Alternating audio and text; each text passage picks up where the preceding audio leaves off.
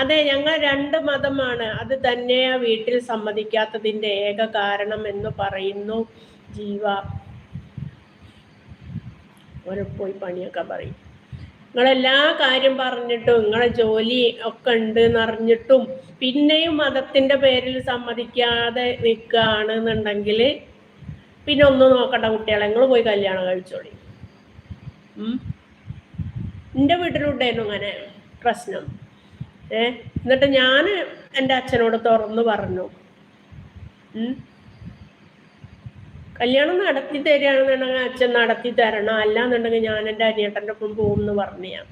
അപ്പം എൻ്റെ അച്ഛന് മനസ്സിലായി ഇനി പറഞ്ഞിട്ട് കാര്യമല്ല. അപ്പോൾ അച്ഛൻ കല്യാണം നടത്തി തന്നു. അങ്ങനെ തുറന്നു പറയണം. അല്ലാതെ ഇങ്ങനെ ഇത്രയും 7 വർഷം സ്നേഹിച്ച് നടന്ന് ഇനി ഒക്കെ കല്യാണം കഴിക്കാനുള്ള പ്രായമൊക്കെ ആയിട്ടുണ്ട്. കല്യാണം കഴിച്ചോളി മക്കളെ.